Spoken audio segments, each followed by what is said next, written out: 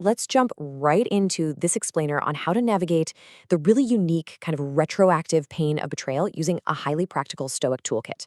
Betrayal is just a uniquely devastating experience, isn't it? Because it doesn't just take something from you today, it reaches backward and poisons everything you thought was true. But here's the good news. The ancient Stoics, people like Marcus Aurelius and Epictetus, they were betrayed by friends, by senates, and by generals. They lived through the exact same agony we do, and they built a response system that cost you nothing you should want to keep. So today, we're going to walk through 7 distinct Stoic responses to broken trust. Starting with Section 1, the anatomy of betrayal, and grieving your own judgment. Think about it. If a stranger insults you on the street, you just shrug it off, right? Why? Because a stranger has literally no standing in your life. Betrayal cuts so deep precisely because it comes from someone with standing. It comes from someone you vouched for, someone who had your keys, your history, or your trust in a room you weren't in. And now you're stuck rewinding the tape looking for that signal you missed. Why? Because you aren't just grieving the person. You're grieving your own judgment. Betrayal reaches backward, retroactively rewriting your past in a much worse ink. Every good memory suddenly becomes suspect. Every kindness gets re-audited for some hidden motive. And the quiet, way more expensive cost is that it tempts you into emotional self-amputation. You decide the lesson here is to trust less, feel less, need less. And the person who cut you doesn't pay for that. You do, for decades. Let's fix that. Moving on to Section 2, ground yourself in reality. These are the first responses. To avoid that sort of emotional self-amputation, we really need to ground ourselves in reality. Look, the Stoics weren't writing from a quiet, peaceful monastery. They survived treason and literal backstabbing in Roman courts. Seneca served in Nero's court, where friendship and actual assassins often arrived in the exact same envelope. They knew this dark territory intimately. So, their first tactical response? Name the wound plainly without volunteering for a completely self-defeating prophecy. Stoicism isn't about stuffing your feelings down. You are absolutely allowed to say out loud that this was a real injury inflicted by a real person and not it hurts. But what you are definitely not obliged to do is let that wound issue you a brand new identity. There's a massive difference between I was betrayed, which is a historical fact, and I am someone who gets betrayed, which is a prophecy. Report the fact, absolutely, but refuse the prophecy. That brings us to Response 2, the morning preparation. Marcus Aurelius opens the second book of his Meditations with this exercise, probably because he really needed it. He was dealing with treacherous generals and emperors, but hey, it works just as well for treacherous co-workers. Now, it's so easy to hear this and think he was just a miserable cynic, but he actually wasn't. In the very same passage, he notes that human beings are literally made for cooperation. The whole point of this morning preparation isn't to lower your opinion of humanity. It's about removing the element of shock. Shock is what turns an ordinary injury into a total catastrophe. If you already know human beings are capable of deceit and ungratefulness, the blow just lands on prepared ground. Let me ask you to pause for a second here. Confront a question you might not actually enjoy.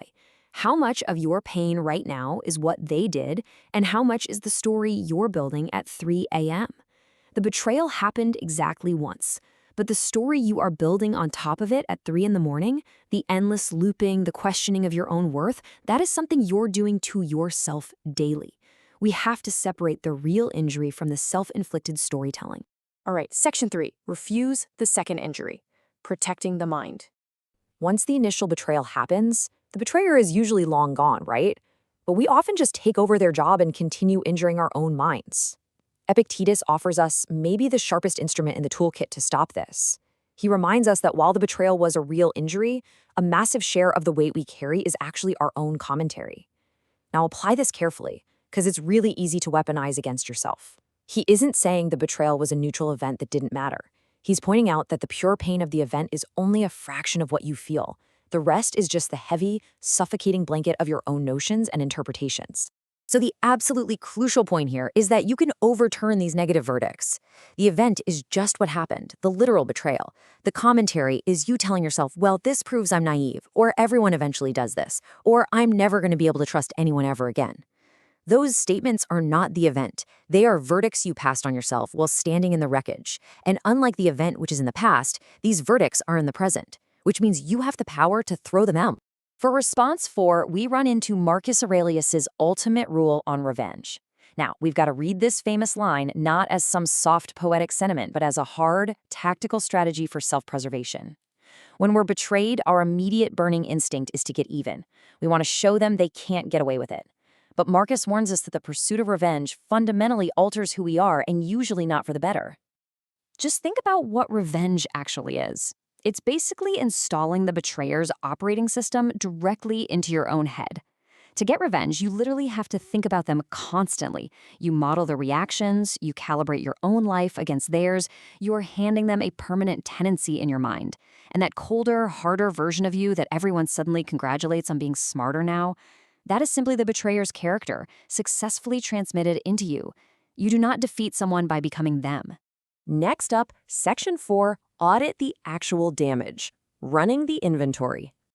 When betrayal strikes, it feels like we've lost absolutely everything, doesn't it? The whole world just feels completely unstable.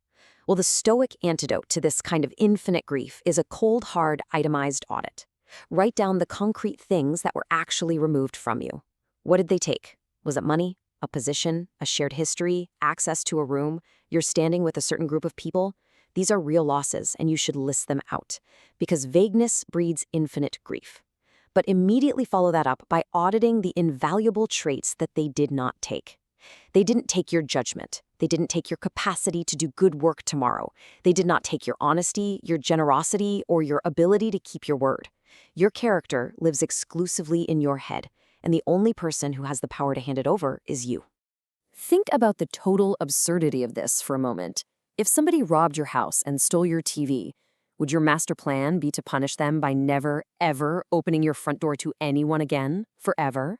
Of course not. That's completely ridiculous. They took a TV, but you are volunteering to give up the entire building. When you shut down your capacity to trust, to love, or to collaborate because of one betrayal, you are giving up the entire building of your life over a stolen television. Which brings us to Section 5, return to the work. Moving forward. So you've audited the damage, you've protected your mind, but you still have to wake up tomorrow and live in the real world. How do we actually move forward?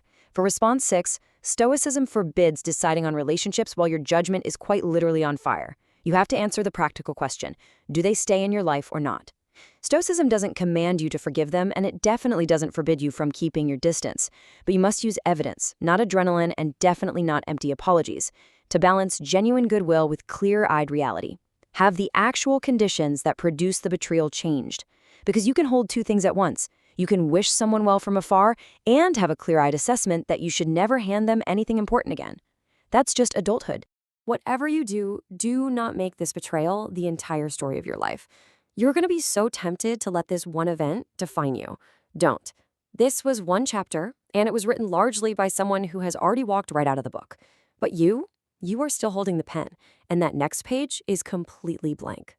Response 7 demands that we return to the work of human cooperation. And honestly, this is the absolute fastest route out of that agonizing loop in your own head. Betrayal is an argument against cooperation. And if you let it stand unanswered, you're just going to slowly withdraw from the world. So answer it. Answer it with conduct. Keep the next promise you make exactly as you made it.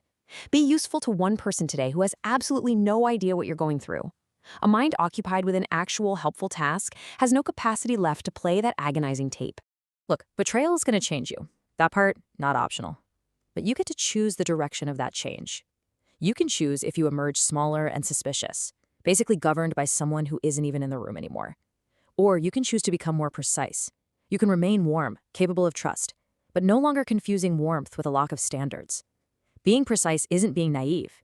It just means you have well-guarded gates, but you still let the right people in. It is truly the only version of you that doesn't cost you the rest of your life. So I want to leave you with this final thought. Will you let them take your character, or will you declare, they took my trust, but they do not get my character?